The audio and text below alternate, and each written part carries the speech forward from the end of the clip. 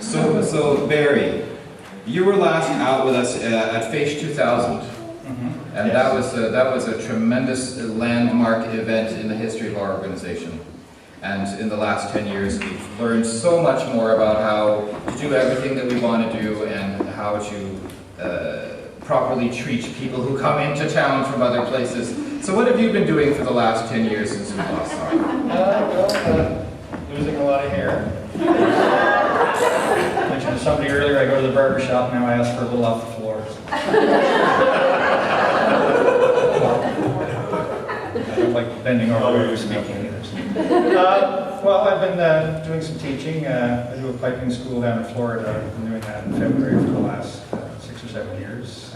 And it's nice to get out of the snow and ice in February.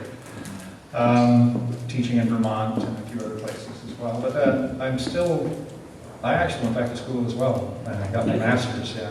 And, I graduated in 2005. And my Let's hear it for master's degrees.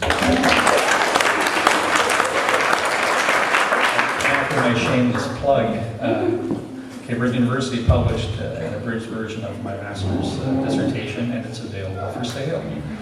Wow! It's called Dance to the Piper, and it comes with also included in the book is a CD with some archival recordings of tradition bearers from 1924 right up to a concert that we did in Mabo 2 years ago. So if somebody wanted to get a copy of that, where could they do that? Just walk 30 feet that way. Well, you can't ask me much more convenience than that, can you?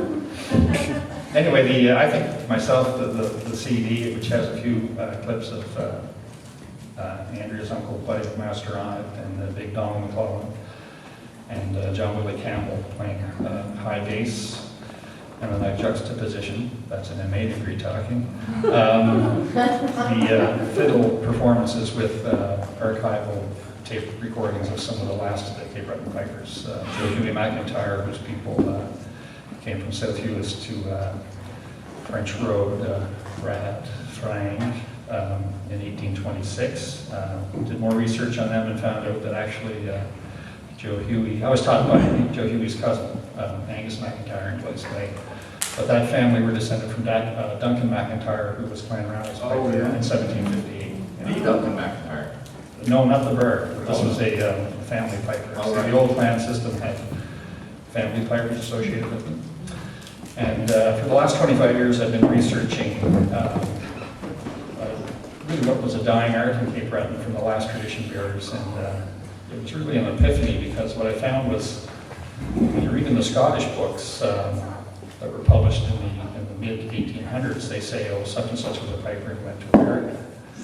A lot of people thought that was the United States, but in 1850 it was British North America, which is Canada. And I found no less than 7 or 8 representatives of Highland piping families who were hereditary musicians coming to Cape Breton and northeastern Nova Scotia. And they included Chisholms, 2 families of McIntyres, one from Rannoch and one from South Hewist. There were Nicholson pipers from Skye. Yeah, it's just a wonderful tapestry. And so what I did when I discovered that was go around and talk to these old guys, and they were in their 70s and 80s at the time, so I take those recordings, and over the next few years I plan on sifting through that. And see, they had a lot of old dance tunes.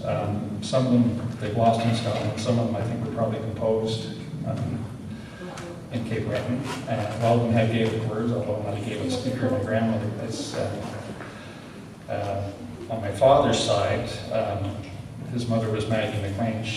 Those McLeans came from North Hewis, and there were some McGinnises and McTrickers as well. My grandmother was a Gaelic speaker, but she wouldn't teach it to her kids, because she said that it was an English country, and 2 languages would only hold you back. So I have an absence of Gaelic. That was the attitude. Yes. That was the attitude for a long time. Yeah, well, she was punished when they were caught speaking Gaelic in school here. And her grandmother actually had only 2 words of English.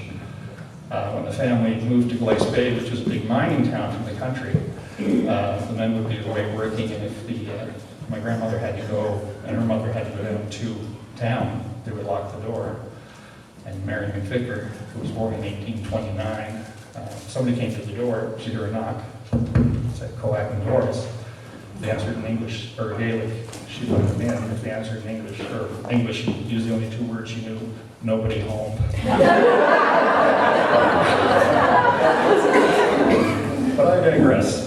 So, well, no, it's not a digression.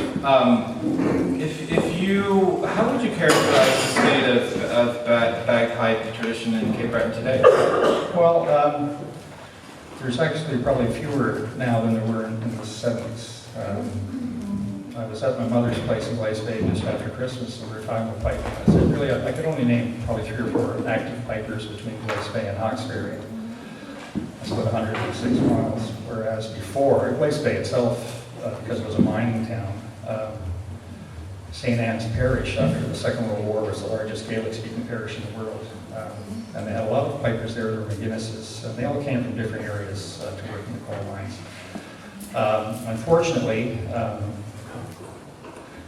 for people like John and a handful of us that try to play this traditional style, we're faced with a huge tidal wave of competitive piping. And a lot of people are interested in that. And it's so far detached and removed from the tradition that actually spawned that type of music, it's hardly recognizable now. When I did my pipe majors course in 1980 in Ottawa, so on my coffee break, and I was going through Maggie Cameron and Sandy Cameron, and Andrew played the violin earlier.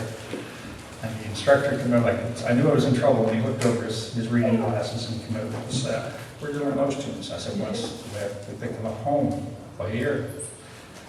He goes, "Well, you're not supposed to play strass, bass, and reels that way." I said, "Well, why not?" "They're not meant to be danced to." So the competition style is very slow and methodic, and you're judged on technique and the sound of the instrument, but they've stripped it of any sort of relationship to the law or the taste that they once had. So we struggle on. I suppose, really the only way that we can respond to that is say, well, we get it. Yes, yeah. Well, it's catching on. Like I say, I do this, I've been researching for over 25 years. I've got 3 books of music and a compact disc, and then this thesis that has been published. And I do a lot of teaching in North America. So there are a lot of people. What I find too, the younger kids, they kind of funnel them into competitive playing, but a lot of the older people like myself and younger people like John, it's easy to get tired of a pipe band competition, and competitions really are everything. Like when I was a kid playing a competition, it was almost every weekend. We were at the Highland Games, which is fun, but you miss so much. So there is a glimmer of hope. A lot of people now are trying to marry the culture or the language and all those various cultural adjuncts together again. That was actually, unless I could be corrected, but that was actually started in Cape Breton in 1938, I think that year. Wasn't it the Gaelic College was founded? And they tried to, they taught piping. They did Gaelic plays. J.J. McKinnon was a great playwright and a pipe and a fiddler as well.